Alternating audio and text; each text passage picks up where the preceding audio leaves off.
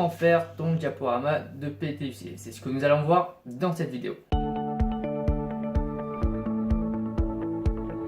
Alors bonjour à tous et bienvenue dans cette nouvelle vidéo. Aujourd'hui je vais vous présenter mon propre diaporama de présentation que j'ai effectué pour le PDUC. Donc aujourd'hui je vais vous montrer la plupart de mon diapo, donc à peu près 40% des diapositives que j'ai effectuées pour le PDUC.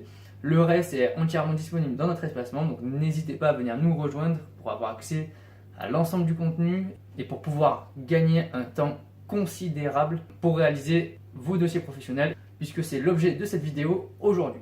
Alors c'est parti, on commence tout de suite par la première diapositive. Alors tout simplement, il va falloir que tu fasses très basique hein, c'est une page d'accueil évidemment pour... voilà, c'est l'écran d'accueil que tu auras quand tu auras préparé ton PDUC et que tu seras devant le jury, tu vas pouvoir commencer, tu vas débuter sur cette page. Donc très simple, tu mets ton examen évidemment, ton nom, peut-être ton logo d'enseigne par exemple, et puis n'oublie pas de préciser évidemment la session que tu es en train de faire. Donc moi c'était session 2017-2018. Ensuite, donc une première partie ça va être la présentation de ton unité commerciale. Je ne vais pas trop m'affaler dessus puisque tout simplement tu prends la présentation de l'unité commerciale que tu as effectuée dans le dossier d'ACRC et tu reprends à peu près les éléments essentiels puisque ça a 15 minutes de présentation. Donc moi par exemple j'ai commencé par le réseau tout simplement, donc avec voilà, combien il y a de magasins etc. J'ai continué avec la présentation aussi du point de vente, les chiffres clés, il y avait également voilà, où est-ce que le magasin se situe, la zone d'implantation, mais aussi la zone de chalandise, pour que déjà le jury puisse se mettre dans le contexte, pour qu'il puisse savoir mais où est-ce que ton magasin il est et quels sont ses concurrents par exemple. Donc moi par exemple il n'y avait pas de concurrents, enfin il n'y avait pas énormément de concurrents à proximité, ça permet un peu de contextualiser un peu ton magasin et du coup de mieux comprendre où est-ce que tu es. Donc ça c'est vraiment la première partie, présentation d'entreprise. Et après tu peux évidemment partir sur la présentation de ton mix marketing. La deuxième partie, il va falloir que tu parles du diagnostic que tu as effectué. Donc moi c'était une réimplantation de rayon sur le rayon animaux, donc j'ai fait toute une partie de diagnostic sur ce rayon.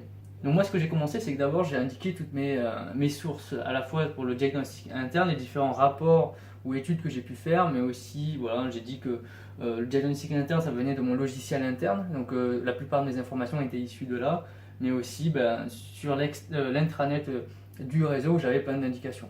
Donc là par exemple j'ai fait pour le diagnostic interne et j'ai fait une deuxième diapositive sur le diagnostic externe. Également j'ai présenté ensuite toute la partie SWOT, donc les forces du magasin et du rayon en lui-même, notamment sur les chiffres ou les potentiels de chiffres qui étaient réalisables sur ce rayon.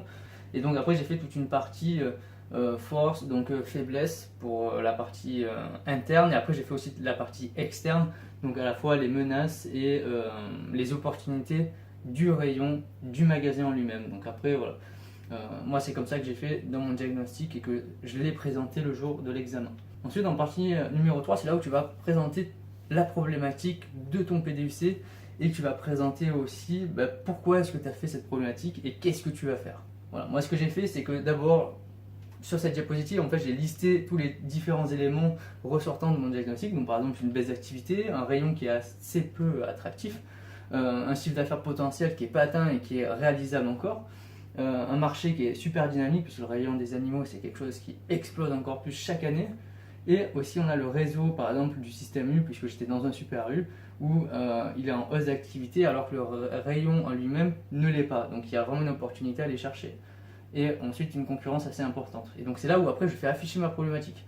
Comment redynamiser le rayon animaux dans un contexte, voilà, blablabla. Vous mettez votre problématique ici, avec tous les éléments qui justifient déjà votre problématique. Ensuite, vous allez présenter votre préconisation. Alors par exemple là, il y avait plusieurs préconisations et moi je me suis penché sur la réimplantation de rayon. Voilà, je mets une image d'un plan par exemple de rayon et puis je dis bon moi c'est mon projet, c'est de réimplanter le rayon.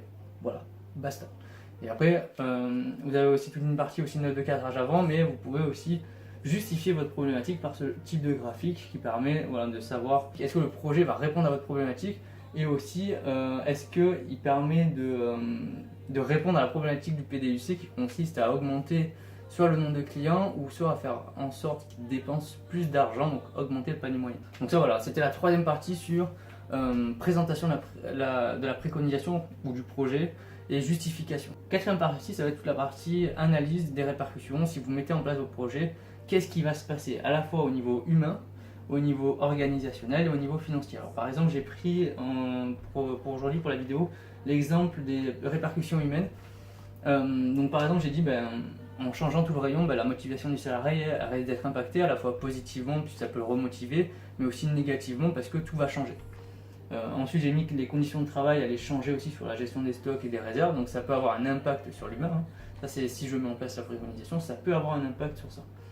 Et aussi, bien sûr, l'organisation de l'équipe. Donc avant, on était organisé comme tel, donc il y avait 1, 2, 3, 4, 5, 6 personnes sur ces rayons. Et là, par exemple, animaux et bitions, on va les séparer en deux, etc. Après, une fois que vous avez fait vos répercussions organisationnelles et financières, vous passez à la dernière partie du PDUC, et c'est là où c'est la plus importante, puisque vous allez présenter aussi tous les outils que vous allez mettre en place, tous les outils que vous avez mis en place pour mettre en œuvre votre PDUC. Ça passe notamment par, alors là vous allez tout mettre, donc vous avez l'organigramme des tâches, là j'ai mis la matrice RACI pour vous montrer dans cette vidéo comment est-ce que c'était. Après la matrice RACI, j'avais fait le tableau d'antériorité des tâches, donc avec le Gantt, etc. Et après toute la partie gestion des risques et tableau de bord. Mais voilà, là je vous montre la matrice RACI, donc voilà, je les ai fait diapo par diapo, un outil par diapo, etc. Voilà, donc je vous ai présenté déjà une grosse partie de mon diaporama, ou du moins l'architecture de mon diapo. Ça va vraiment vous aider pour savoir un peu comment est-ce que vous allez présenter votre diapo, parce que moi j'ai eu énormément de questions sur mais comment est-ce que tu présentes tous tes éléments du dossier de PDUC quand tu arrives à l'oral. Donc là voilà, vous avez déjà un élément de réponse avec un diapo construit en 5 parties. Donc j'espère que cette vidéo t'aura plu, t'aura apporté plein de conseils, plein d'informations utiles pour toi. N'oublie pas de venir nous rejoindre dans notre espace membre pour avoir accès à tout notre contenu, donc tous nos cours, tous nos fiches de révision, tous nos dossiers CRC, PDUC, tous nos diapos, toutes nos index. Voilà, il y a plein de choses. Et tout ça pour une somme ridicule. Et ça va te faire gagner des dizaines et des dizaines d'heures. Et bien sûr, n'oublie pas de t'abonner à la chaîne YouTube pour pouvoir avoir accès à toutes les autres vidéos qui vont arriver sur cette chaîne et tous nos conseils. On se retrouve très bientôt pour une nouvelle vidéo. Allez, à bientôt!